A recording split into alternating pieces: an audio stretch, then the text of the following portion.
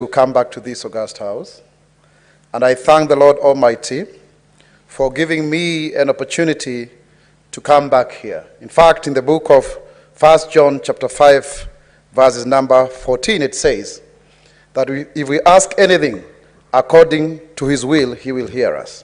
And further, in the book of Job 14:7, it says clearly that at least there is hope for a tree. If it is cut down, it will sprout again, and its new shoots will not fail. Its roots may grow old in the ground, and its stump die in the soil, yet at the scent of water it will bud and put forward shoots like a plant. Mr. Speaker, today you are a hero because you have actually been able to obey the rule of law, and you have expressed neutrality in your quest to ensure that everybody has a chance to become whatever they would want to be, and that everybody is protected by the law. That is extremely important, especially if you look at the congruence of the role of God and the rule of law. The great Prime Minister of Ethiopia, Meles Zenawi, said that the rule of law is the basis for any democracy, and without the rule of law in democracy, you have chaos. We cannot build the foundations of a state without the rule of law. Stockwell Day aptly put it that Canada is founded upon principles that recognize the supremacy of God and the rule of law. I would want to reiterate that the same by stating that Kenya is founded upon the supremacy of God and the rule of law. My being in the Senate today is unlikely.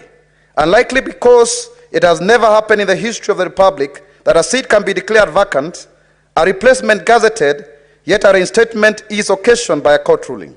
This is a novelty, indeed a landmark ruling that sets precedents going forward in not only protecting the independence of Parliament, but ensuring that nobody shall be victimized purely based on their political opinion or association. Article 38 of the Constitution gives every citizen the right to freedom of association, and it's therefore inconceivable that this can be criminalized to the extent that one ends up losing their own seat in Parliament. This precedent should therefore serve as a warning that our Constitution will stand tall in ensuring that this democratic right is protected. My political witch hunt was fomented due to my clamor for equal opportunity for all Kenyans. This was born of my long struggle to represent the voiceless and underprivileged Kenyans on this floor and outside the chambers of this august house. This realization is occasioned to me like a eureka moment that no matter how I fought for them to be included in society, their inclusion would only be token as long as equal opportunities for all citizens wasn't realized. This calls upon all of us from our different walks of life to keep eternal vigilance, to rise up and speak when such is infringed, for inequality somewhere is inequality everywhere. Likewise, freedom somewhere is freedom everywhere. When we claim our freedom and equality, those who are used to privilege sees this as oppression. We need to remind them that equality for all guarantees a safer environment for them, as well as one doesn't have to look over their shoulder depending on who wields power. As I said before, my being here today is unlikely. Indeed, a young boy born nearly 40 years ago in Kiambu District Hospital to a single mother who was abandoned on account of having a child who looked different on account of albinism. Yet I had a dream that one day I would become a respectable member of the society. My mother worked as a farmhand in our local MP's shamba, laying me down to sleep under a banana tree as she tilled the land with other women and men.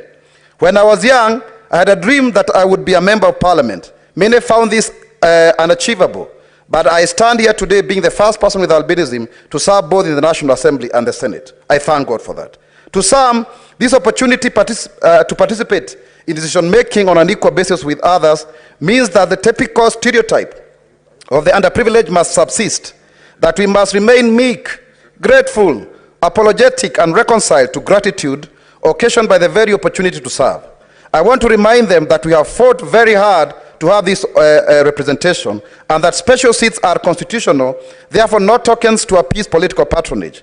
That due to the unfair nature of first-past-the-post elections, political parties are only custodians, but not owners of the process to guarantee representation of equal citizens who would otherwise not make it to be represented. As such, it is of utmost importance that such space be robustly safeguarded in order to ensure active and full participation of the representation of special interest groups in all of our legislatures, in order to ensure to their constituents their human rights and fundamental freedoms through the very representation that is the essence of their presence in parliament. Legal vehicles through which a group of like-minded individuals are able to capture power through legal means in order to exercise it. However, our political parties have had a fair history of not surviving the next general election, degenerating to become a pale shadow of their former selves.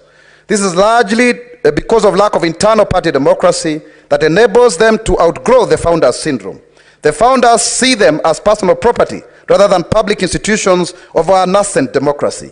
It's therefore important to ensure that we continuously question the manner in which they are run, and that such endeavors be protected by law in order to ensure that we have strong political parties, such as is in other jurisdictions, that have been able to carry the vision of their country, lifting millions of people out of poverty. For example, the Chinese Communist Party, CPC, and the two-party systems of Democrats versus Republicans and Labour versus Conservatives in the US and the UK, respectively.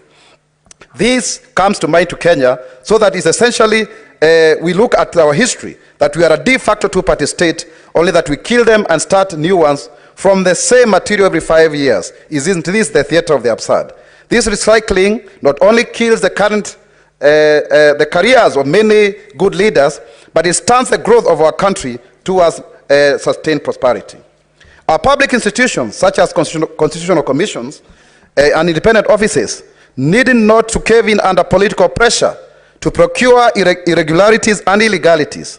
They should stand tall and defend their space, since an institution is a rule that persists over time despite who is in power, according to research already done. Mr. Speaker, they need to be populated with men and women of honor, candor, and courage, and not spineless apologists who are only too keen to suck up to the whims of power that be, or the appointing authority. They need to learn from our independent judiciary, and in this case the Senate, as to know that even them, their rights too are protected by the Constitution through the rule of law. To anyone out there whose rights and fundamental freedoms have been infringed upon, keep fighting, keep questioning, keep looking for answers to the problems at hand, for it's only in this way that human advancement and excellence is attained. It doesn't matter the fear, intimidation, denial of privilege, name-calling, and mudslinging. Stand up, define yourself, and do not allow to see yourself through the lenses of others.